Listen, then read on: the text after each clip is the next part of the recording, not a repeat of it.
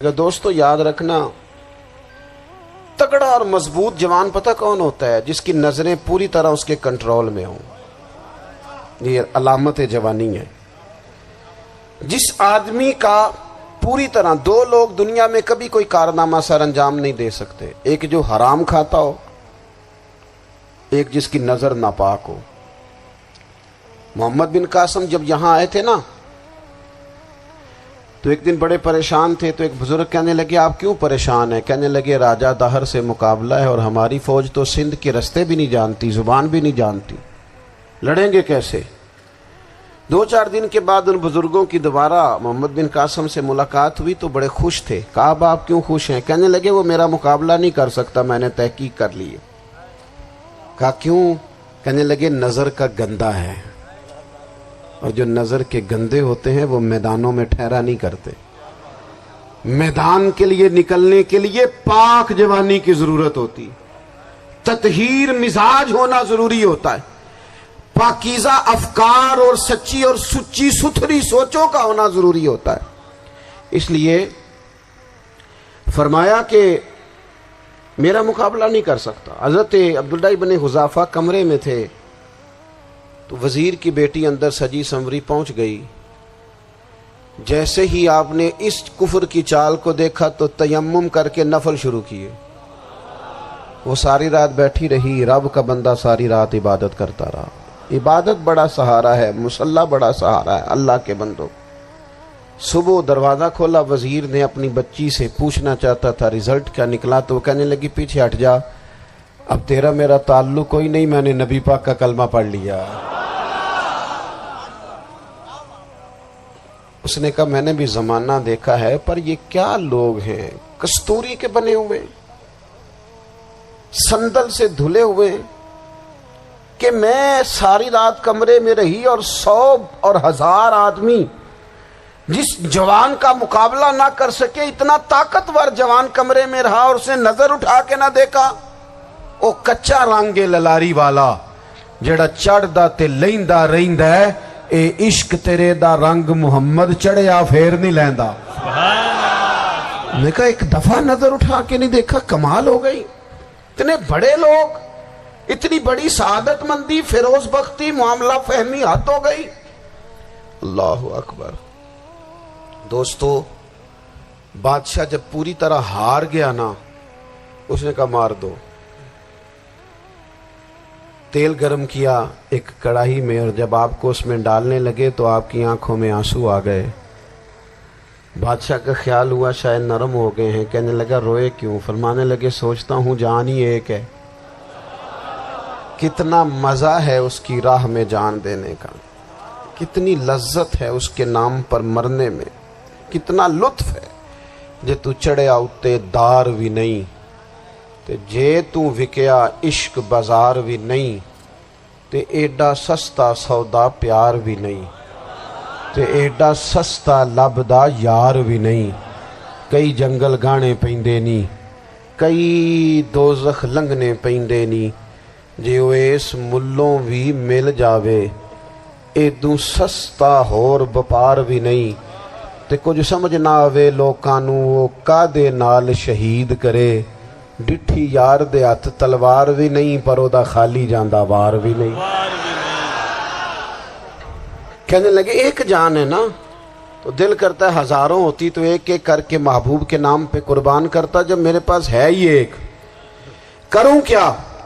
حضرت عبداللہ ابن حذافہ رضی اللہ تعالیٰ عنہ جب روئے اور بادشاہ نے یہ بات سنی، تو بادشاہ اٹھ کے کھڑا ہو گیا، سارے وزیروں مشیروں کو کہنے لگا تم نے کہا تھا نا بندہ ضائع کرنے والا نہیں، یہ بھی ضائع کرنے والا نہیں۔ کہنے لگا میرا ماتھا چومو، تم جیسے لوگوں کو قتل نہیں کرنا چاہیے، آزاد کرنا چاہیے۔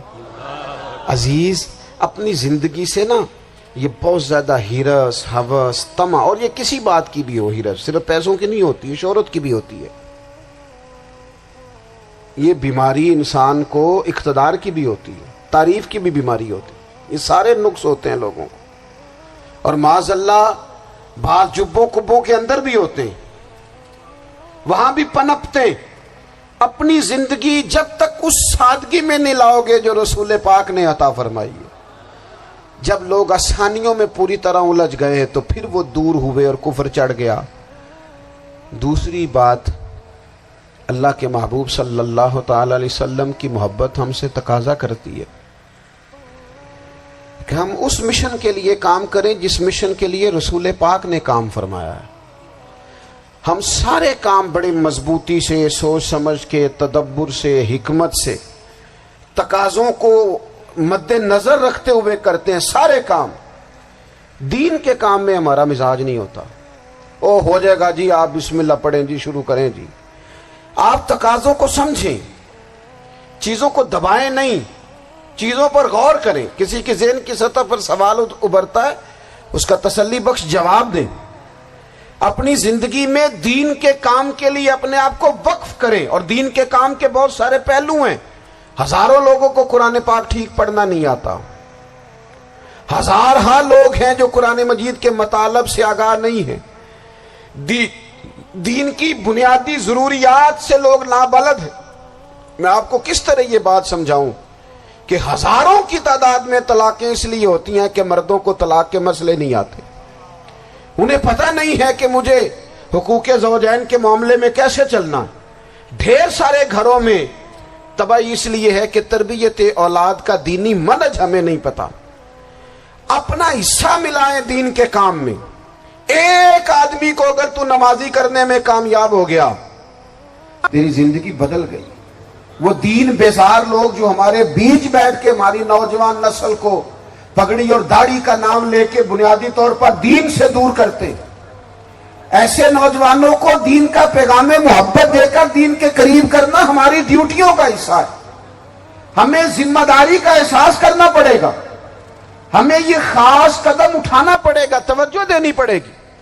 مساجد، مدارس، میں آپ سے عرض کروں، اتنی ڈٹ کے مخالفت ہوتی ہے نا مدرسوں کی، اتنی ڈٹ کے۔ میں ادارہ چلاتا ہوں، اس کے چلانے میں جو مشکلات ہیں وہ تو ہم بتا نہیں سکتے آپ کو، اس لیے کہ میری قوم، میرا اس قوم سے تعلق ہے جو نعت خواں امیر کرنا چاہتی ہے، مدرسے نہیں۔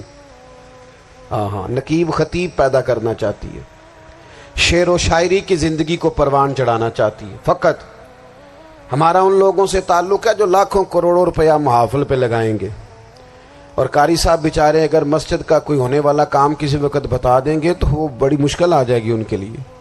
یہ کیسے ہو سکتا ہے، آپ نے یہ ڈیوٹی بتا دی۔ مدارس، اور جتنا اہم رول دین کو پھیلانے میں مدارس اسلامیہ کا ہے، اتنی زبردست، لوگوں کا خیال ہوتا ہے میری طرح کے لوگ شاید کام کرتے ہیں، ڈیوٹی کرتے ہیں۔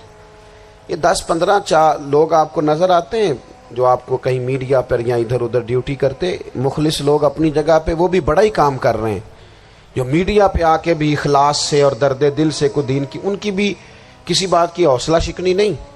لیکن ہزارہ اساتذہ جو مدارس میں بیٹھ کے پڑھاتے ہیں، جنہوں نے وہ سارے لوگ تیار، آپ سمجھ نہیں سکتے کتنا بڑا کام۔ حفظ کا استاد جو ہوتا ہے نا، اس کی ڈیوٹی 24 گھنٹے ہوتی ہے، فجر سے پہلے، اور اس نے بچوں کو اٹھانا۔ تنخواہ تو ہم انہیں دینا نہیں نہ چاہتے جی، تنخواہ نہیں دی انہوں نے، ہمیں مولوی امیر نہ ہو جانا۔ مولوی نو تے سوٹ بھی 27ویں والی رات دے عید ہے تاکہ کدھر سوان کے عید والے دن پا نہ لوے، چونکہ 27ویں تو بعد تے درزی پھڑتا ہی کوئی نہیں، کیوں حضرت؟ ایسے ہی ہے نا، اس وقت تو نہیں نہ لیتا۔ تو ہم چاہتے ہیں مولوی ہماری مرضی کے ہماری طرح کا سوٹ نہ پہن لے۔ مدارس کی مضبوطی، آپ یہ دیکھ لیں، یہ صلاح الدین ایوبی کا تعلق بھلا کس چیز سے تھا؟